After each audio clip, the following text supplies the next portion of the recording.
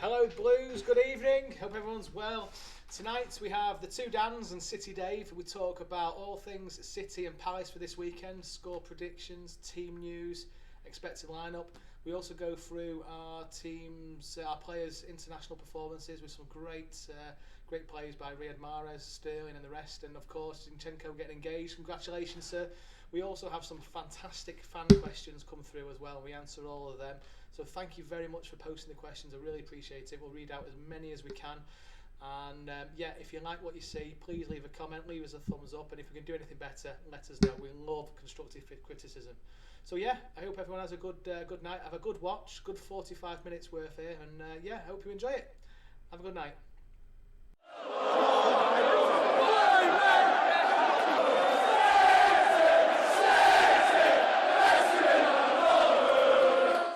We've got massive game this weekend.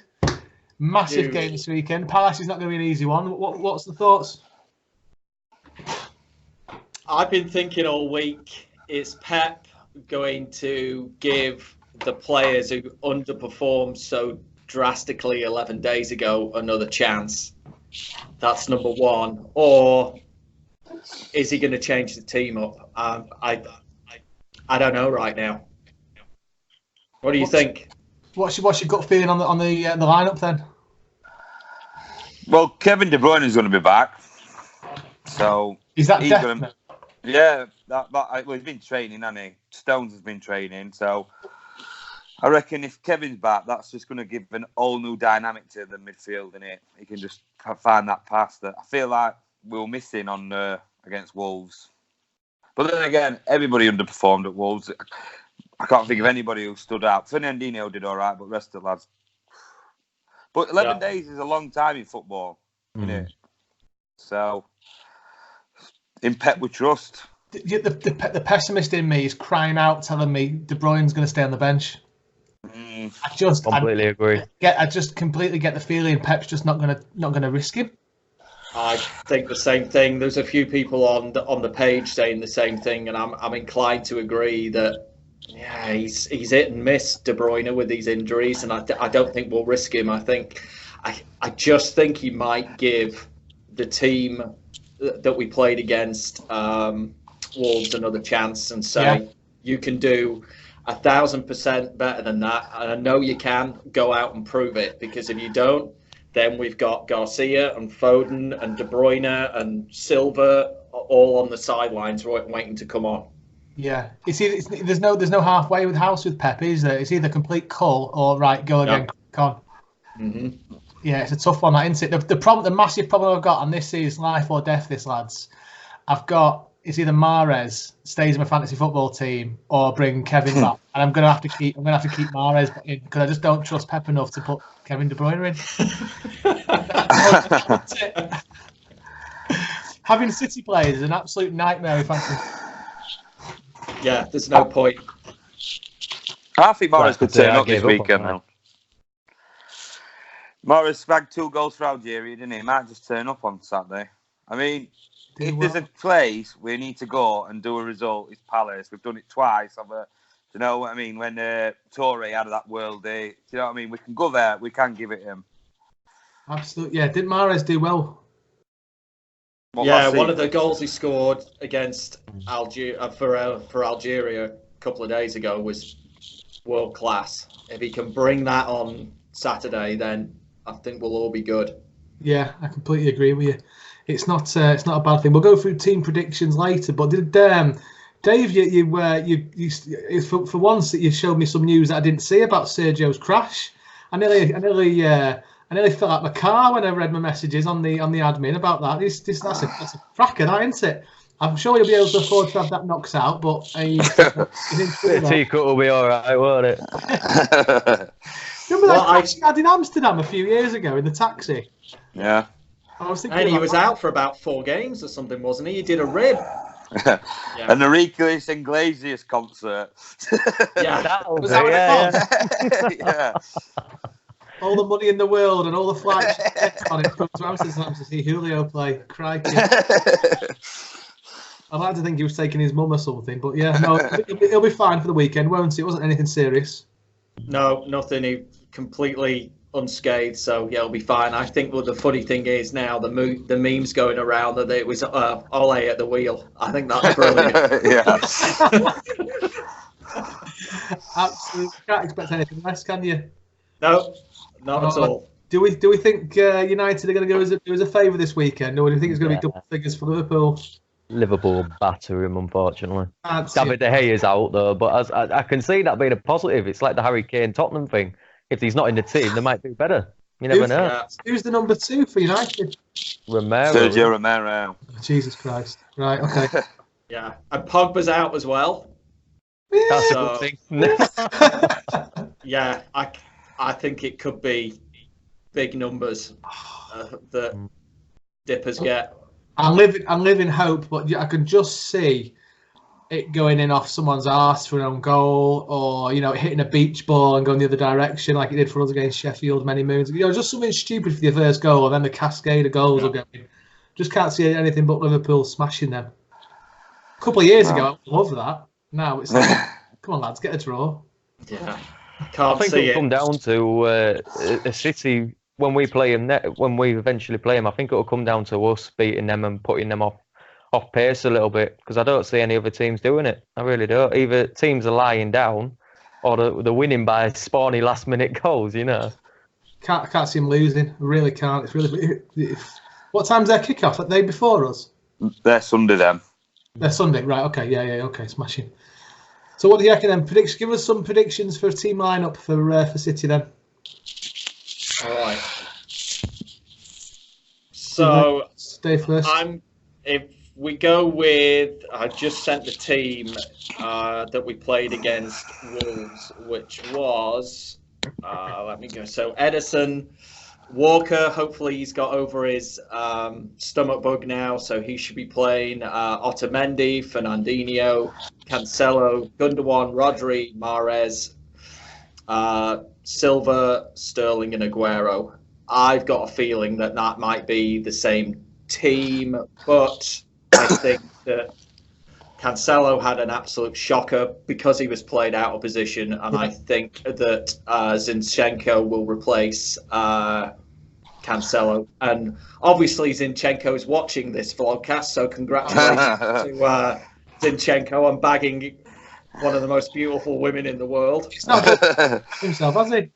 No, he's still all right. I don't know how millionaire footballers get away with it. Yeah. So then, just as a point as well, lads, do you know how many yellow cards that we got against Wolves? No, not a clue. You want to have a guess? 5.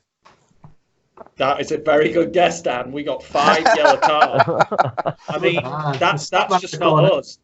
No. I mean, maybe one maximum of 2 a game, but that just shows how poorly and how indisciplined we were as well. Edison, Fernandinho, Cancelo, Gundogan, Rodri, all got yellow carded. Wolves got a couple. Who got yellow carded? Edison, Fernandinho, Cancelo, Gundogan, and Rodri. So potentially all defensive styles, or defensive type players as well. Yeah. So I think apart from Cancelo, I think Zinchenko will come in. Yeah. Something tells me he's going to stick with the same team, even though I'm a firm believer that Bernardo Silva should be starting every game.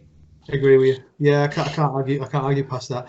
And we've not had any injuries come through from the international, have we? So we seem to have a full house, don't we, for players, apart from the obvious injuries. Thank goodness. Yep.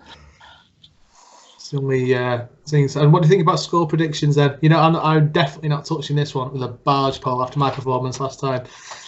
So, Anfield 3-1. 3-1. 3-1 City. 7-0. Hey, you can't laugh at that now, because when I didn't say 8-0 against Watford, you know what happened, so it's not that far off. Although I did say it's 8-0 for against Wolves. Yeah. I'm going to unfortunately go 2-2. Yeah. Are you having the blip continue? I think Zaha will batter our current defence.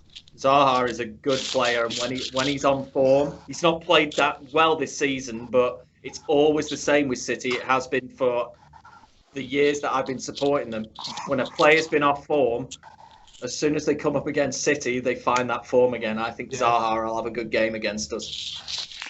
I'm really disappointed to hear. Yeah. You know what though? Walker always gives it Zaha a bit. He always gets into himself. If Walker is all right, I reckon Walker will have him. And like you said, Dave, I'd have. I won't play Cancelo on left. I'd play Zinchenko, and then if depending on how Zinchenko's getting on, I might give Mendy a couple of minutes and all later on in game. You know, if we draw him, maybe just to open it up a little bit. He offers something a bit different, doesn't he? He does. Yeah. That's what I go with. Yeah, that's a really good shout. Yeah, I like the idea of that. I don't know. I'm feeling a bit numb, to be honest with you. I don't have a persuasion either way. I just don't want to be upset. I just want us to bring up a performance. I just want us to really, if we play to the best we can, we're going to smash them. Let's face it. Of course. I just hope that we have some confidence. And I'm disappointed the international break's been so long because it just takes you out your stride a bit. There's nothing better than going into an international break with a win under your belt. Mm-hmm. But Pep should be talking those lads up, something proper. They should be absolutely beasting it. Coming straight in from a loss, they should be going into it full steam ahead, shouldn't they? But a lot of the lads on international duty have played well. Yeah. That's a good thing. You've got Mahrez, 2 goals. Gundogan, 2 goals. Sterling, 2 goals. Zinchenko qualified for Euros already, wasn't he? You're on telly and that. So well, technically, he already scored with his missus, though, didn't he? Yeah. So no, but we've got a lot of that night, especially. Got a lot of confidence coming back into the team, should I say? Yeah, I mean, so I might push us on a little bit. Yeah, I hope so. We just need a couple of results to go our way this weekend, just so we can get back into it. And you know what? If United can get a draw, I'd be so bloody happy for us. Forget them. Can I just say, if results go against Man United, though, they will be 19th by on Sunday. That's what one of my mates is like. On Facebook, the Man United relegation party, and I was like, "Oh, come on, we're better than that." Was it ESPN though? ESPN did a relegation topic show, didn't they? And United are actually included in the relegation battle list. No, they're not. It's realistic though. It could. Oh, all right, okay. What would you have then? City to win the league or United to get relegated? And the only thing we can win is the league. So it's either league or nothing, or United to get relegated. League. League, but if we sign Rashford in January and then he back heels it to relegate, I'll have that any day a week. Law-esque. Yeah, exactly. Rashford back heel to send United down. Or even Jesse Lingard, I'd have him just to do it. Oh, bloody hell. Go on, David. You're very quiet over there. What would you want? The old blue in you must be kicking around thinking I'd love to see those bastards go down. I really, the amount of crap I've had over the years, that is a tough call. I've got to go for us winning the league. I have to. I took so much shit from United fans in the middle of Wythenshawe where I went to school, and I was like one of only 6 City fans in a school of 2,000 kids. I got so much crap. I'm inclined to say, do you know what, fuck them. I'd love to see them go down. Yeah. Now, I'm bigger than that. I was talking to my Man United mate today and he's going, "Oh, we're rubbish, we're this, we're that." I says, "I've had 29 years of it, mate. It's only the last 10 years we've actually turned up, innit?" Just sit back now. Yeah. It's only just beginning. They must be hating it with Liverpool and City being top though. Bloody hell, that must be awful for them. Oh, bless them. Well, they deserve it. And long may it continue. Yeah, exactly. We've had some fantastic questions come through from the group, but before we jump in, the racism on against for the England game was terrible, wasn't it? I can't get my head around it. How I've seen that four lads have been arrested and charged for racism this week, and it's just I can't get my head. It's never going to stop, is it? I just don't see where it's going to stop. I just think. Like the Bulgarian players saying, "Oh, it was terrible on that." Why didn't they walk off? Why didn't they walk off and say, "We'll make a stand with you"? Do you know what I mean? Instead of leaving it all to us. The thing is, like a lot of people slagging England players off for not walking off.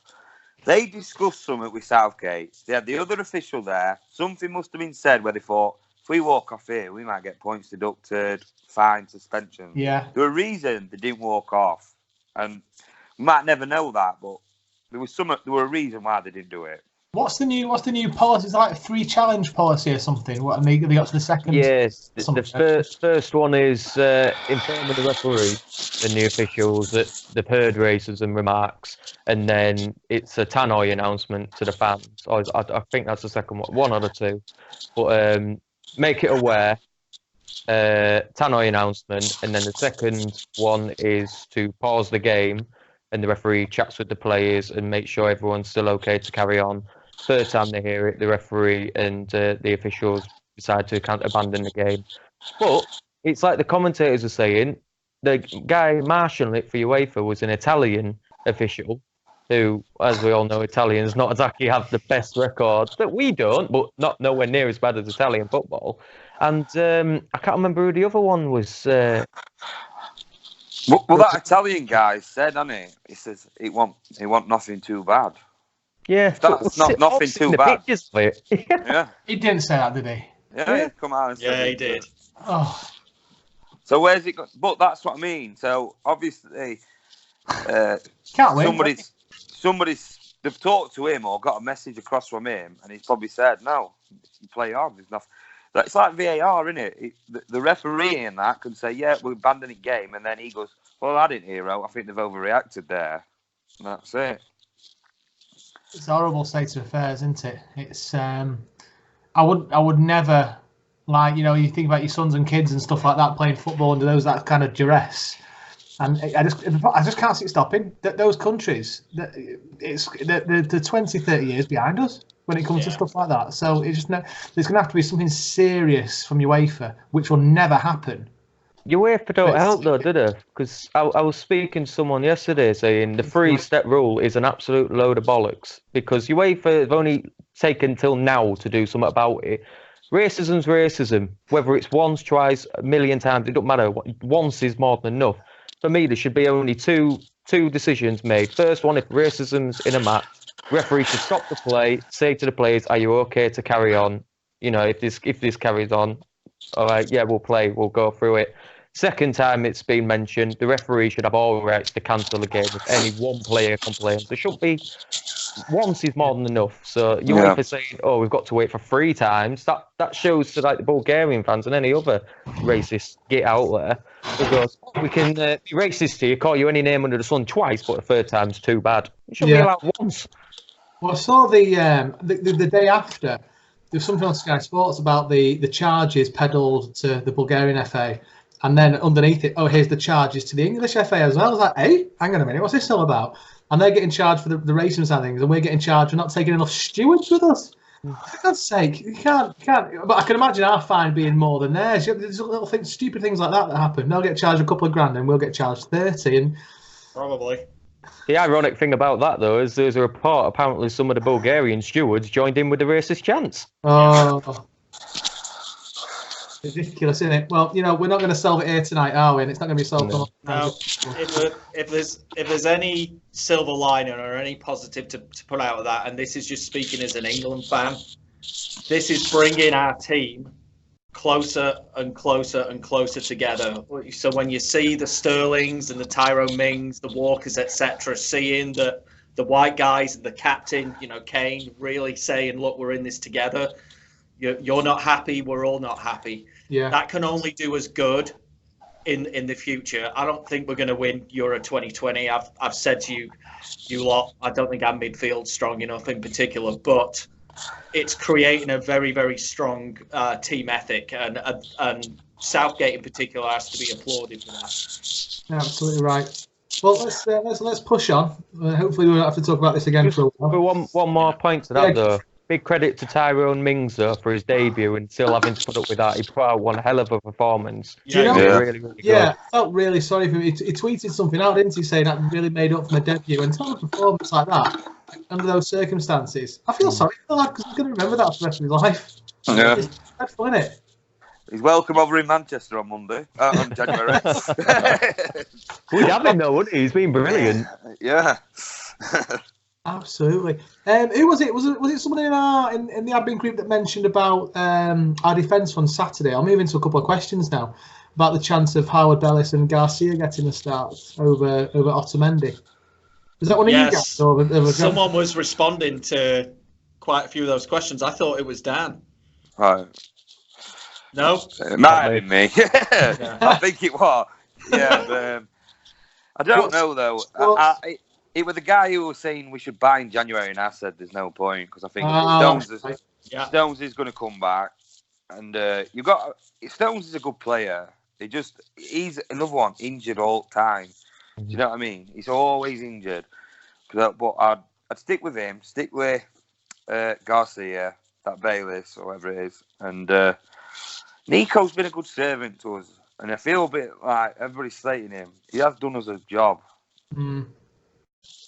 So he's always got that mistake in him, though, hasn't he? If we get somebody of Nico's calibre without that one mistake a game in, we've got a good player there, haven't we? Or just Laporte, or a company who can read his mistakes come in. I think that's the problem. Company Laporte, they could read that he was going to make the mistake. It's a really good point, actually. Yeah, they've not got enough to do, have they? Watching the players, but reading your own team as well. Yeah, but I reckon Fernandinho just can't read that because he's not at position. I think we can settle this question and saying that no, they're not going to get starts anytime soon. But we've got a League Cup, haven't we, in a couple of Tuesdays' time? Who's that against? We got Southampton. Southampton, that's right. I can see him getting. Yeah, we play them like on the Wednesday and then on the Saturday. Yeah. Right, both at home. Yeah. Yeah, I'm happy with that. £10 a ticket, just to let everybody know out there. Get Etihad Club. Ticket. Let's get in there. And I went on a Tuesday. See, the thing, my son, I have my son on Tuesday nights, and he's 6. So I'm having this debate at the moment, thinking it's a bit late for him that on a school night. But what age do you start thinking? Do you know what, I can take my son to this? Never too old. Start him young. Oh, I don't know, mate. I don't know. And it's school holidays. Yeah. Oh, is it? Win-win. Hey, I tell you what, that's a really good shout. That's a really good shout, that. Alfie was 6 the first time I took him to a City game. It was against Palace. It was on December 28th, and we beat them 1-0. Zinchenko, we should have battered them, and Zinchenko scored in like the 82nd minute or something like that to save our blushes. That was his first game, and he was 6. Right, I'll have to look into this now, Dan. Thanks for the heads up on that, mate. I completely forgot about that. No, I need to book some time off work. Oops. On the back of the we'll be buying a new one in January. You have to forgive me for this name pronunciation. Oussema Kelmemi has asked about the potential of signing Ruben Dias and how he'd be a good fit for our team. What are your thoughts on him? I've been bigging him up on the page. I am a huge fan of Ruben Dias. He's only 22 and all. He's got bags of quality. He's got the height. He's got the strength. But the thing that really interests me about him more than anyone is he's captained all his youth teams that he's been in, and he's a really big shout in Portuguese football. And apparently, he might even be next in line to take the armband in Portugal's first team. And he was in the team of the tournament for the Nations League triumph for Portugal. Okay. So I think he'd be a perfect fit. Got calibre then. What's he like with his feet? Can he play? He can. He's brilliant with his feet. He's a very, very fast player with the ball, mate, and playing out. He'd be perfect for Pep's philosophy. He sounds expensive to me. He's busy. Well, a lot of people on the page have also been saying can't really big up Portuguese lads because I remember the last defender we signed from Portugal, certain Eliquim Mangala. Oh, can't sign it. But is anyone else after him, Dan? Like, is it United. the Barca's and Real? I mean, he's not going to go there, is he? Well, I don't know. Are the Barca's and Reals after him, or as well, or is it just are we really sniffing around right now? I think Madrid's after everybody. Yeah, they need to be, don't they? Really? Yeah, they're after everybody. That's a good shout. The another lad commented on Oussema's message. Hershi and Loki mentioned he'd rather have Nathan Aki, which seems like a bit of an over exaggeration. No. A young English, no young. I think that's been and gone, and they wanted. I heard 40 million bandied around in the summer. You know they'll have doubled that now. There's no way. Was this the lad that Leicester tried to sign with the money from Maguire? It was, wasn't it? No, I think we went in for him when Maguire got outpriced.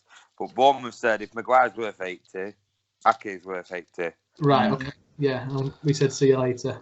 Yeah. It's that Sonucci we should be keeping an eye out, shouldn't it, of Leicester? He's had a good few games. Yeah, I like him, mate. I was just going to say that. Nathan Aki, I like him, but he's not a great big centre-back. And we've got a little team anyway. We need to get some height somewhere in that team. Yeah, that's true. That's very true. So him from Leicester, I don't know how to pronounce his name, but I like him. I think. Yeah. Just call him Farquaad. It's all he reminds me of. He's got one hell of a look, but he can pull it off on the pitch. Fair play to him. But I was speaking to commenting on to a chap on the page saying, would you rather take a punt and sign him in January, bearing in mind at this point he would only had half a season worth of game time, or wait until the end of the year so he's got a full season in the Premier League to see what he's really made of? It's one of them, isn't it? We can't rush into it. We've never been one in the past 5-6 years to rush into signings. And like I said over the past few podcasts, got to big up our transfer system and our scouts. But we signed Laporte in January, didn't we? And didn't rush him in. He had a Champions League game where we'd already qualified, so it didn't matter. We lost that to Basel. Do you know what I mean? Like when we first got Laporte, I didn't think he were. I thought he had summer, but I thought he's not going to last. But he had that 6 months settling in, and I think that does a world of good. Then they have pre-season, the day pre-season starts, instead of like having a transfer.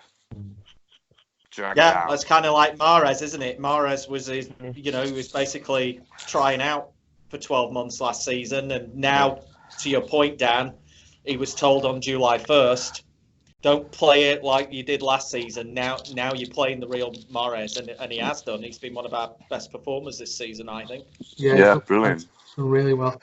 We've got a question from Ger Brown, and I just want to ask you three. Well, in relation to this question, would you rather win the Champions League or the Premier League? Premier League. All three of you, because Ger's asked, he'd like to hear a discussion about the lack of interest in the Champions League. It divides a lot of us, and that's not divided a lot of us there at all, has it? Well, go on, Dave. You give me your. I've heard your argument before from friends of friends. So you've got a pretty good argument against the Champions League. Oh, really? My brother-in-law did he? Yeah, because I've had this conversation with him many times. So my belief is that I want Manchester City to have domestic domination, just like we did last season. I'm happy with where we are right now of just being the best team in England. The Champions League is going to come, but I don't want that to be at the expense of not winning the FA Cup, the Premiership, the League Cup, or anything like that. Those things are important, and those things, as a City fan for 45 years now, I'm still in. This is still a fairy tale for me for what's going on right now. It's incredible. So I just want to enjoy winning domestically and being the absolute dominant force domestically. Yeah.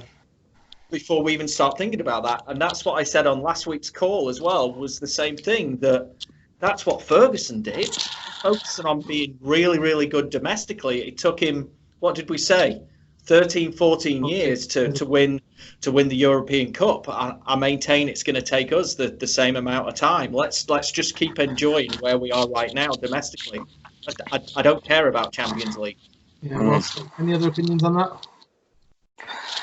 Oh, I just think we've just been on about UEFA. It's just crooked, isn't it? We had Zagreb come out at the game. I was bang next to their fans. Nazi salutes, spitting at us, pissing in pint box, throwing at us, throwing chairs at us. We threw chairs back and lighters and what have you. Euros that they were throwing at us.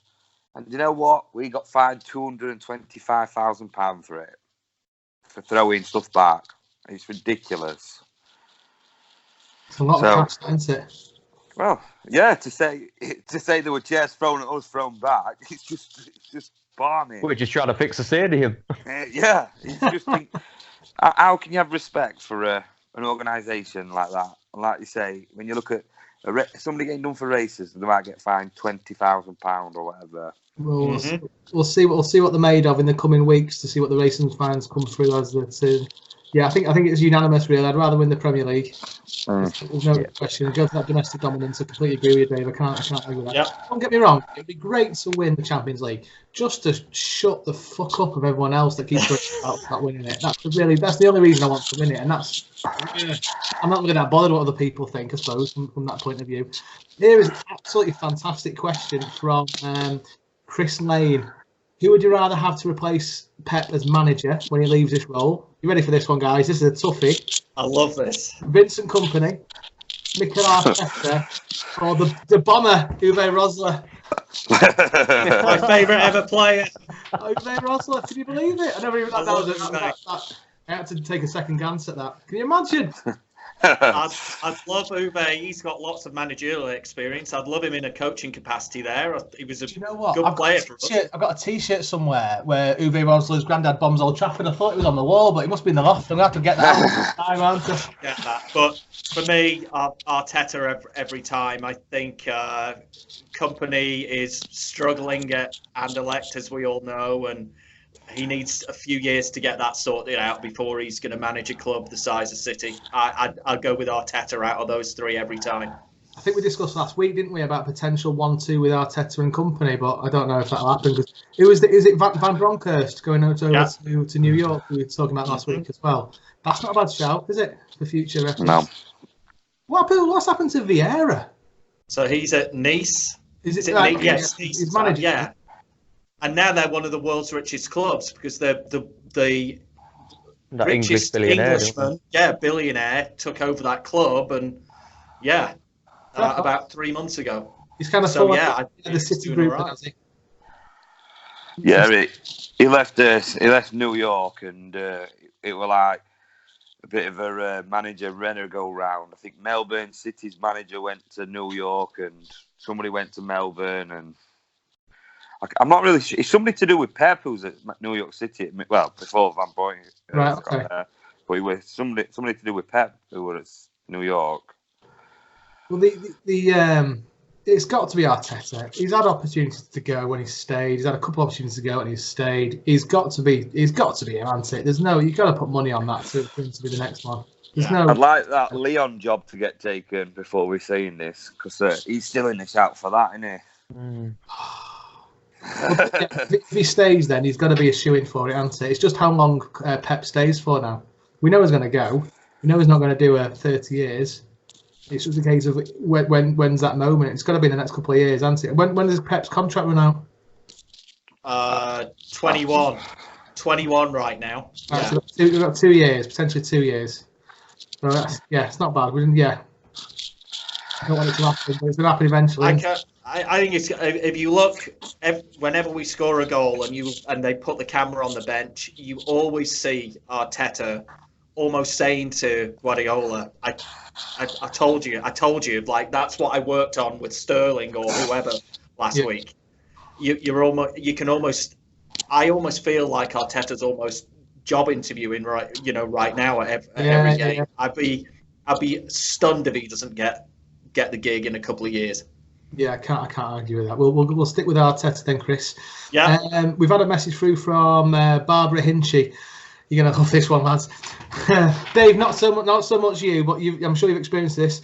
Why do stewards keep checking bags at entrances? Want us to open our coats and remove our hats? It's Manchester, for God's sake, we're cold enough. I hope this is a joke, Barbara, because the security this day and age, we can't get away from this, unfortunately, Barbara. I'm not going to. I won't put too much of a point on this, but I think terrorists going to the MEN Arena a few years ago didn't really help the situation. Yeah, I don't find that. I'd rather make my bald head cold for a couple of seconds and make sure everyone's fully checked. I'm sure everyone agrees on the call. Couldn't agree more with that statement. Yeah. We'll move on. Simon Thomas. Oh, you're going to love this one, Dan. Simon Thomas, I want to know why VAR is being used incorrectly and excuses being made by ex-professional referees saying it's working when it clearly isn't. It's becoming laughable. What's he talking about? VAR's been working perfectly. There's nothing wrong with it. Tell him to get off page. It's worked perfectly. Nah, don't get me started. You know I'd be here for another hour banging on about VAR. It's video assistant I'll try to think of a naughty word beginning with an R because I think it's the only thing that can sum it up. It's awful. I can't. Like Ridiculousness. There you go. Yeah, that'll have to do. Yeah. Yeah, it's not just the application, it's the rules behind it which need tightening up massively to get it to where we need it to be. I think we've done enough on VAR. Has anyone else got anything to add to that? Yeah, I think we've said on previous calls that in hindsight, I think we all agree that what they should have done is continue to test this in other leagues, somewhere around the world, and get this right before they're bringing it to literally the biggest league in the world. It's not right. Get the teething problems out of the way and then bring it to us. Cool. Yeah, absolutely. We've had Ryan Askew wants to discussion on how the stadium is set out for the fans. Should we move away fans to the lower family stand? It's an interesting one. Personally, I want the away fans as far away from the pitch as possible. I'd stick them up to the top. I'd stick them up at the top somewhere. Just get them away from the pitch, remove the atmosphere for the away players. That's what I would do personally. What's your thoughts on that? Moving them to the lower family stand. It kind of defeats the objective of having a family stand with the away fans underneath you, though, doesn't it? Really, it's not going to happen, that, is it?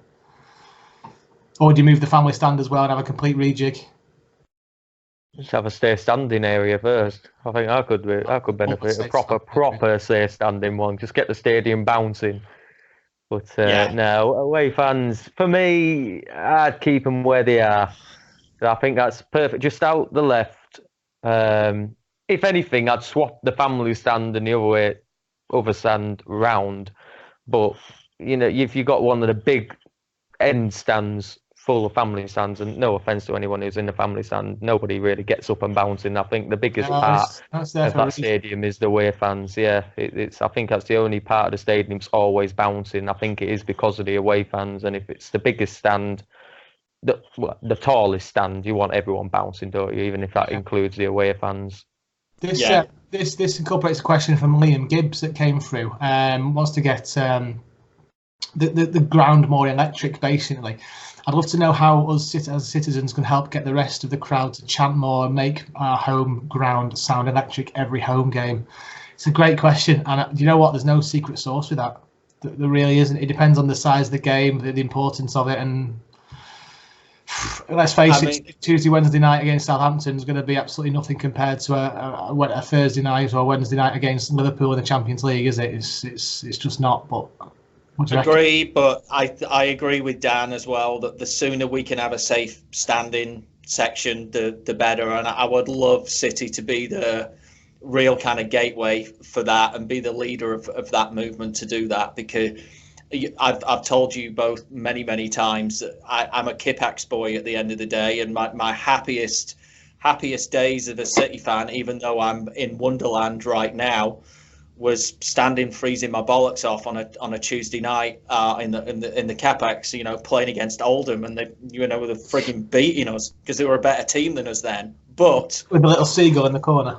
Yeah, the camaraderie there, and just getting 25,000 fans just bouncing even when we were crap.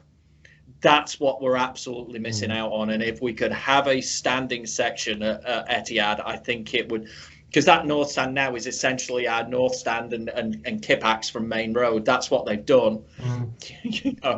They're trying to recreate that, but we need a standing section at the end of the day. That's what's going to change things. For me, I'd put it down to the success to a degree, because majority of fans nowadays, my sort of age, obviously I started to point when we were still getting beaten by hefty amounts, but some of them my age and younger, all I've ever seen is City winning things, and as soon as we play an awful game or we don't win titles, you sat there going, oh well, this is rubbish, isn't it? People like me and both you two, no matter what the game is, we're always cheering them on, no matter if we're getting beaten at 5-0, just put a performance in type thing. Yeah, it's absolutely true. It's a very good point, and more more people from outside the Manchester area. Sorry, I'm not complaining, of course. I'd rather win the Premier League every year, but the more we win, it's a very good point. The more we win, the more tourists we get, the more people that don't understand the rivalry and want to come to get the half and half scarves. Can't really complain because it helps to buy the players that we want to see play.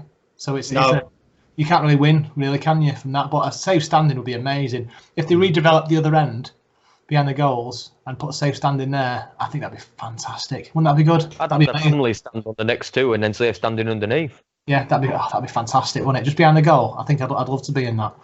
But that's one of the fan question comes in from Kevin Maloney. Love this. Will Phil Foden get more game time? Shall I have this one, lads? Shall I do this one? Go for it. I think the honest answer is not until Silva goes. I think that's the brutally honest answer. He's going to get game time in the lower games, the Tuesday nights against Southampton, those types of games. Sorry to Southampton fans, but it's the reality of it. As soon as Silva goes, he's the natural study to go into it. And do you see him in the under-21s he played the other day? And the ball was just like glued to his feet. It was amazing to watch. He's such a fantastic talent. I'm not going to be impatient. I'm not bothered. Pep can play when he wants to play, and Pep has full carte blanche to do what he wants to do with that team. And the development of Phil Foden will come when Silva leaves, and that'll be in a year's time. Be patient. Get on with it. Agreed. We're English, and we put these players, the Rooneys, whoever on a pedestal when they're 16, 17 years of age, saying that Michael Owen's another one. Oh, we're going to win everything now. I think Pep is doing exactly the right thing here of just keeping him somewhat out of the limelight. He knows what a brilliant player he is. He's taken this exactly right with him, in my opinion. And he doesn't want to go anywhere. He's not Sancho, who's been, throwing his toys out the pram and saying, if I don't get game time, I'm leaving. He's just he's a Stockport boy. He's a blue. He knows, we don't know, as we say every week, what goes on behind closed doors. And that Pep is probably saying to Foden, just bide your time. I've managed Iniesta and Xavi and Messi. You know what? I know what I'm doing. I know when there's the right time to put you in games and when to give you a break. And as soon as he starts playing regular games, he's still got another 13, 14, 15 years ahead of him. It's not as if he's like 29 and he's struggling. No, he's a brilliant player. And for the amount he's won already, he could retire happy, to be fair. He's won a couple of medals, hasn't he?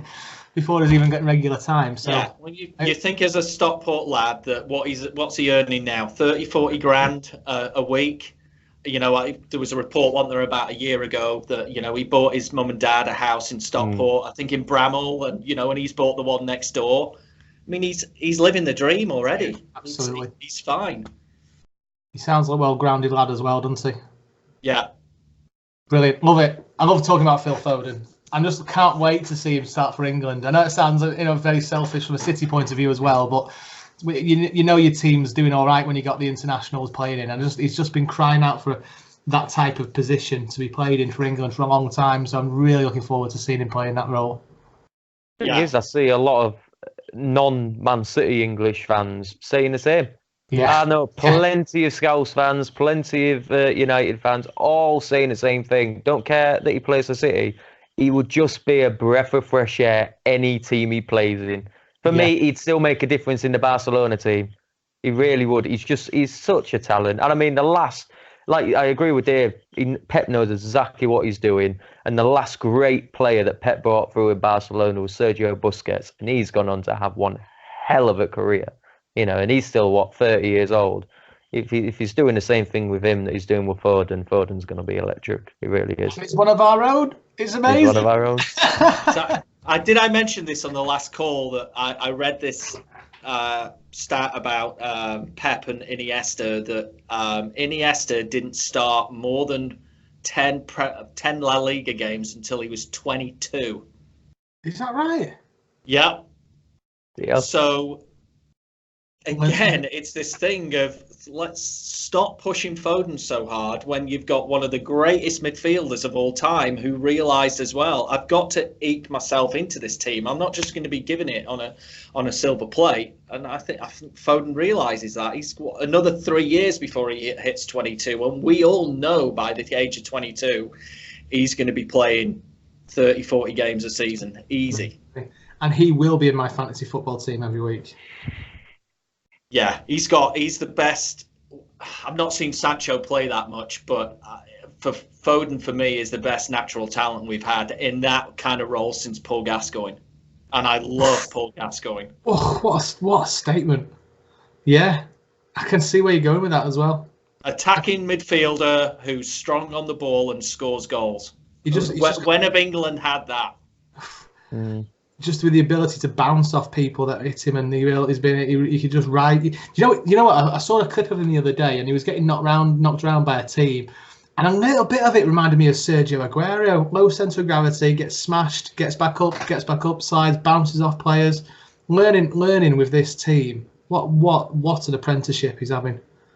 Amazing. Yeah. I'm not jealous. Yeah. He can buy me a house in Bramwell if he wants. Exactly.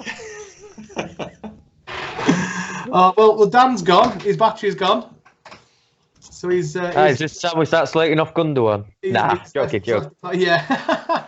He's left the party prematurely. Do you two have anything left to say before we wrap up? Yeah. Big performance needed on Saturday. I'm not particularly bothered if he plays the same team against Wolves, but I expect 1,000% more effort, and I expect a result. Yeah. This is their chance to put it right. Absolutely. Anything else to add, Dan? VAR. Nah. UEFA. No. Right. What? Jesus, sir. Jesus. Definitely. For me, I want to do a big shout out because I bet there's plenty of people out there who'll agree with me. I can see him starting ahead of Aguero at the weekend. Ooh, Saturday. I really do. It'll be the perfect game for him, for me personally. Because no offence to Palace, they're slow at the back. Now they've got rid of Wan-Bissaka. Schlupp, they're only Van Aanholt's a good left back. But with our wingers running either side, I think Sergio, for me, obviously no one can doubt Sergio, but for me, Jesus is just that. I don't know I can't really put it into words. I just think Jesus would be better starting against them, and Aguero coming on as an impact sub. Okay. You know, Jesus to tire out that back line, and Aguero to come in and fire a couple of goals last minute. You know, I can't see past that as well. You know, it would be if he was to start, I wouldn't be surprised.